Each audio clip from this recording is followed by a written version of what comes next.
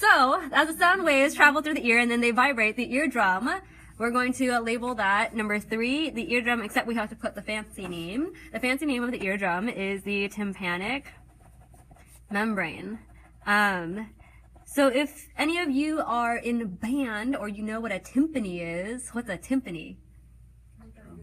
It's a big drum, right? The timpani is a big drum. The tympanic membrane is your eardrum. You all have personal little drums in your ears, okay? So the tympanic membrane is very thin. It's so thin that it's actually semi-transparent. What does that mean? It's kind of see-through. That's how thin it is. You can pretty much see through it. Its job is to separate the outer from the middle ear. And aside from separating the two cavities, it is actually also responsible for responding to sound waves. So the eardrum or the tympanic membrane will vibrate whenever sound waves enter your ears. So that is the parts of the external ear, because now we've reached the tympanic membrane, which means behind the tympanic membrane is the middle ear. So we're going to put a section title there, middle ear. Oh yeah, that says outer, sorry. Separates outer from middle ear. Behind the tympanic membrane, that empty space, it's actually filled with air and mucus back here. So that space back there is going to be our number 4. So number 4 is the space behind the tympanic membrane. So the space behind the tympanic membrane is called your tympanic cavity. So this is an air-filled space, so there's air in there that is also lined with mucous membranes. What do mucous membranes excrete? Mucus. So kind of like boogers, kind of like more earwax, okay? So behind the ear, so in front of the eardrum, you have the sebaceous glands producing earwax. Behind it, you also have layers of tissue that will secrete mucus. So that means on the inside of the tympanic cavity, it's dark, right? Like light can't get into that part of your ear. Not only is it dark, but it's also nice and moist. So damp, moist, dark, that's the perfect environment for what? Bacteria. So that's why a lot of like younger kids who don't have very good immune systems tend to get ear infections really easily, because that's like the perfect breeding ground for bacteria to hang out in. So the tympanic cavity also contains, as you guys can see right here, it's not just empty. There are also some structures right here. These little structures inside the tympanic cavity are called the ossicles. And apparently ossicles sounds like popsicles, but you don't have any popsicles in your ears. No. So ossicles are actually the fancy word for bones. There are 3 little bones inside each of your ears. Check it out. Check it out. Aren't they adorable? They're so tiny. This is real life, real human ear bones. Okay. So in each of your ears, you have one of these. So that means you have 2 sets. So this one's called the hammer. Yeah.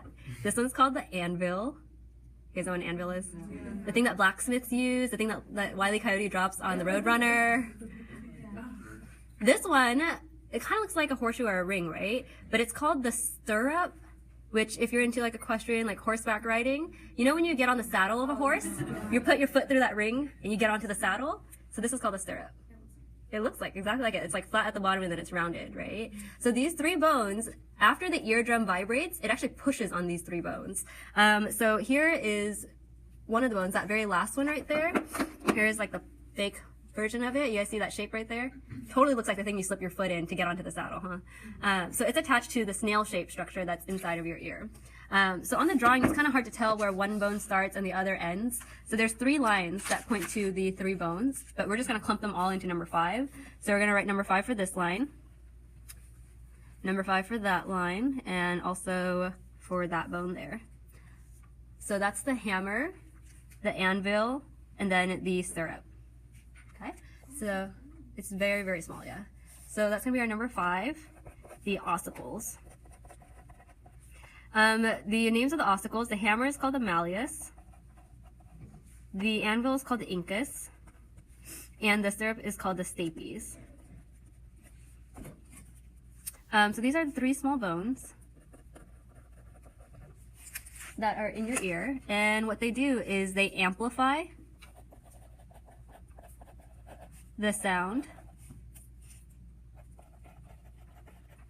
from the eardrum into the inner ear. Do you guys know what amplify means? To make louder. Okay, so the tiny little ossicles actually make the sound waves even more loud so that you can actually be able to interpret that data. So those are the ossicles. So this is the stapes, the last of the 3 bones there, and it's attached to the snail structure. You guys see where it's attached to the snail-shaped structure? What kind of shape would you describe that as? Like an egg, kind of like an oval shape. So where it's attached to the snail structure, that oval space where it's attached is called the oval window. Okay, so that's going to be this line right here. So this line right here is going to be our number 6. So line number 6 is pointing at the oval window where the stapes is attached to the inner ear. So I'm going to write that it is a membrane. So it's a very thin, soft tissue that connects the, I was looking at the wrong thing, sorry. It connects the middle ear, so that little bone called the stapes, to the vestibule, which is technically a part of the inner ear.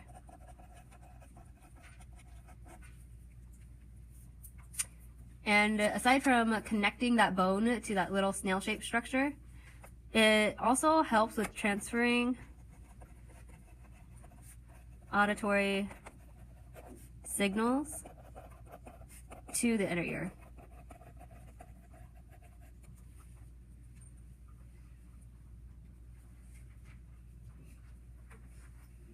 And then another part of, or the final part of the middle ear is actually here connected to the tympanic cavity. You guys see that tube that leads down from the ear towards the medial side of your head?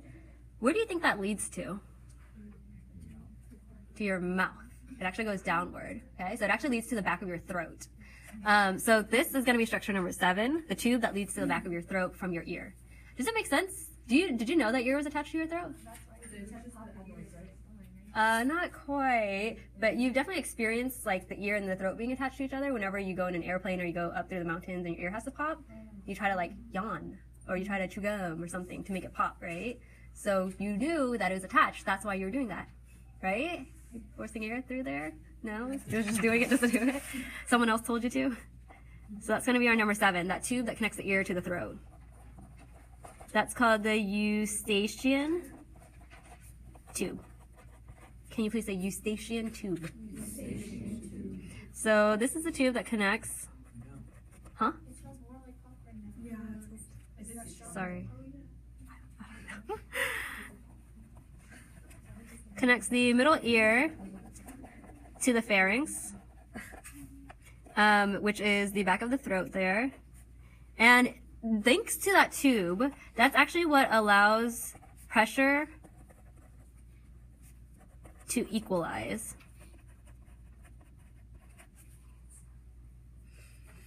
So you have a certain amount of air inside of the tympanic cavity. When you travel into different altitudes, the air in the atmosphere changes. Like, so if you go up the mountains, the air pressure will change. But the air pressure inside your ear is already set to whatever it was before. And so thanks to that tube, you can equalize the air pressure by yawning, by chewing gum. It forces air out or in. And so that'll allow the inside of your ear pressure to be equal with whatever is on the outside. So if you didn't have a eustachian tube, every time you went in an airplane, it would just stay like plugged the whole time and you wouldn't be able to do anything about it. All right, now on to the inner ear. So we're going to label inner ear. The inner ear, so past the oval window. So here is our snail-like structure again. You guys notice that there is the oval window that keeps the stapes attached to it. There's also another window down here. Guess what this one's called? Close, the round window. So that's going to be our number 8. But the catch is you can't really see it in the picture. There is a line for it though, so this is going to be our number 8 right here. You can't see, it's not actually drawn, but it's towards the bottom of that snail-like body there.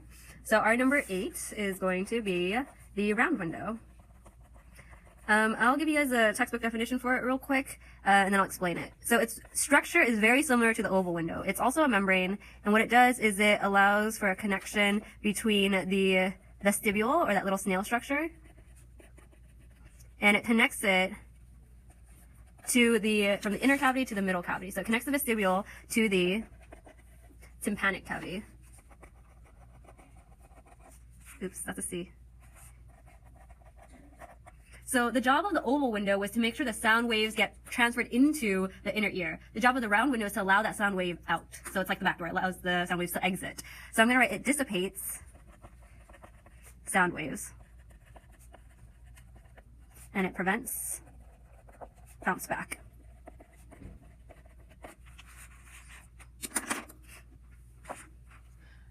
So this is going to be kind of tricky to imagine. But you know how it's like the ear is kind of like a water balloon? I mean, the eye is kind of like a water balloon? Well, the ear is also kind of like a balloon, okay? So when sound waves cause the eardrums to vibrate, the vibration of the eardrum pushes onto the bone. This bone pushes into the vestibule, the inner ear, but if it pushes into the inner ear, technically on the inside of this is actually fluid. So if you imagine like a puddle, what happens when you step on a puddle? What happens to the water? The water like splashes. The water has to move somewhere, right? So if there's fluid in here and you push on the stapes, you push into the sac that contains the fluid, it moves the fluid on the inside. But that fluid has to have space in order to move. So the round window allows for the fluid to move. So if you have a balloon, okay, and you have nails that are not sharp, and you poke the balloon, what happens? It just goes in, right? Nothing happens. But the only reason you can push in on that balloon is because the rest of the balloon is flexible. So same here, if the stapes wants to push in to the snail-like structure, you have to have flexible areas. So when you push in on this structure, if there's fluid in here, if you push in on the oval window, guess what happens to the round window? It like pushes outward, expands outwards. When you let go of the oval window, this round window goes back to its original position. So if you push in here, this side pops out. If you let go, this side pops back in. So it's just back and forth. Okay? So that is the function of the round window. It allows for sound waves to have somewhere to move to. And then finally is structure number 9, which is our cochlea, our little snail shell there. So structure number 9 is our cochlea. And that is that little snail shell. Now, at first glance, the cochlea might kind of remind you of a snail shell or like a cinnamon roll. Yeah, right? But it's more like a snail shell than it is a cinnamon roll. Because you know how a cinnamon roll is just like a solid piece of dough that's wrapped around and around, right? A snail shell, is it a solid structure? No. It's hollow, right? So this guy is actually hollow too. It's actually 3 separate hollow tubes that get rolled up into that circle there.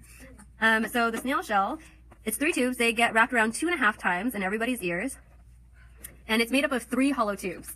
So it's like those balloon animals, those really, really long balloons. Just imagine 3 of them come together and then rolled up into a little cinnamon roll.